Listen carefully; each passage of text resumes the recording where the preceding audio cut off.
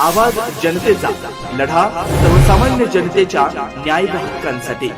देवळाली प्रवरा परिसरात मध्यरात्री घडलेल्या एका धक्कादायक घटनेमुळे नागरिकांमध्ये खळबळ उडाली आहे। रात्री सुमारे 1 वाजल्यानंतर एका घराबाहेर अचानक आवाज येऊ लागल्यानं कुटुंबीय जागे झाले। बाहेर पाहिल्यानंतर घरासमोर टाचण्या टोचलेलं लिंबू, काळी बाहुली, हळद कुंकू, दोरी असा जादू टोण्यासारखा प्रकार सुरू असल्याचं दिसून आलं। हा प्रकार पाहून कुटुंबीय घाबरले, मात्र धाडस दाखवत त्यांनी घटनास्थळी असलेल्या एका संशयिताला पकडून पोलिसांच्या ताब्यात दिलं। धक्कादायक बाब म्हणजे पकडलेली व्यक्ती ही घरातील जावई असल्याचा आरोप करण्यात आलेला आहे। गोविंद पठारे यांनी दिलेल्या माहितीनुसार विशाल रावसाहेब लांडगे राहणार देवरे हा त्यांचा जावई असून त्यांच्या मुलीचा विवाह त्याच्याशी झाला होता। मुलगी झाल्यानंतर तिचा संशयास्पद मृत्यू झाल्याचा आरोप असून त्या प्रकरणी पूर्वी गुन्हा दाखल करण्यात आलेला होता। आरोपीला जामीन मिळाल्यानंतर तो सतत त्रास देत असल्याचंही त्यांनी सांगितलं। या प्रकरणी पोलिसांनी अदखलपात्र गुन्हा नोंदवला असून संबंधितावर कडक कारवाई करण्याची मागणी नागरिकांकडून होत आहे। हा प्रकार अंधश्रद्धेचा की सूडबुद्धीने केलेली कृती याचा तपास पोलीस करत आहेत। मी श्री गोविंद पठारे काल सर्वसाधारण रात्री 4:12 ड्युटी करून ॲम्ब्युलन्स ड्युटी करून 12:30 वाजता घरी आलो। तर 26/4/2025 रोजी माझी मुलगी पूनम विशाल लांडगे हिचा घातपाती मृत्यू झाला। त्याच्यानंतर आम्ही रीतसर फिर्याद दाखल केली। समोरच्या आरोपींना अटक झाली। त्याच्यानंतर त्यांना काही दिवसात जामीन मंजूर झाला। जामीन मंजूर झाल्यानंतर आम्ही DOISP office, MIDC police station यांच्याशी रीतसर पत्रव्यवहार करून त्यांना आरोपींना समज द्यावी असा पत्रव्यवहार केला का ते आमच्या घरी येऊन आम्हाला धमकू शकतात, हाणमारी करू शकतात किंवा आम्हाला काहीतरी आमच्यावर काहीतरी गुन्हा दाखल व्हावा असं काहीतरी करू शकतात। पोलीस स्टेशनने त्यांना समज द्यावी किंवा जे 3 वर्षाचं बाळ आहे त्या बाळाला ताब्यात घेण्यासाठी आमच्यावर बळजबरी करू शकतात।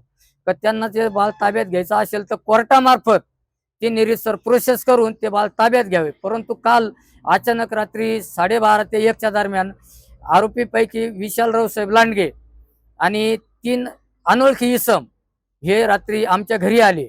आमच्या दारामध्ये त्यांनी जादूटोणा भानामती करण्यासारखे प्रयोग केले। परंतु गेटचा आवाज आल्यामुळं आम्ही झोपेत असताना आम्ही जागे झालो। त्यापैकी 3 आरोपी हे अंधाराचा फायदा घेऊन पसार झाले आणि त्यापैकी विशाल रावसाहेब लांडगे हा आरोपी आमच्या मुलांनी रोडच्या साईडला अंधारात पकडला आणि त्याला इथं उजाडात आणून पोलीस स्टेशनला फोन केला। पोलीस स्टेशनची टीम आली, त्यांनी पोलीस स्टेशनच्या आम्ही त्यांच्या ताब्यात दिला तो आरोपी। नंतर मी रात्री 2-2:15च्या दरम्यान राऊरी पोलीस स्टेशनला जाऊन FIR दाखल करायसाठी गेलो तर त्यांनी NCR आमची घेतली। अजून फिर्याद दाखल करायला जायचंय।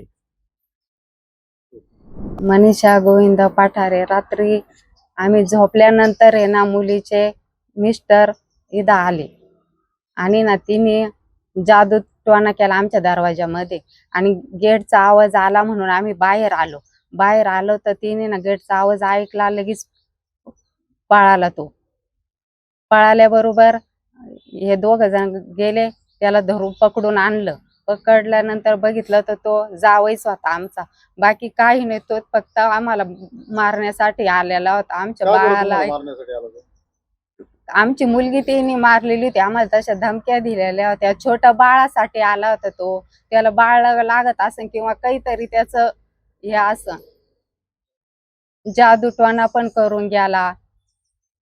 बांगड्या 1000 पटी मी मला म्हणला का माझं बाळ मला लागत, मला पाहायचं, मी दिलं नाही, हात धरला, माझा बांगड्या फुटल्या, माझ्या हे झालं कुरडी, ते सगळं हे म्हणजे उद्या जर समजा आम्ही मुलीचा मृत्यू होऊन किती वर्ष झाले? अजून वर्ष पण नाही झालं, 15 दिवसामध्ये श्राद्ध आहे तिचं। तेव्हापासून त्याचा त्रास द्यायचं चालूच होते त्याचेवाले। आता हे 2 पण हे ड्युटीवर जाते, मुलगा पण ड्युटीवर जातो, मी एकटीच घरी असते असं म्हणलं। पोलिसांना सांगून पण पोलिसांनी काही ऍक्शन घेतली नाही। मग उद्या समजा हे ड्युटीवर गेलं, काही झालं तर याला जबाबदार कोण आहे?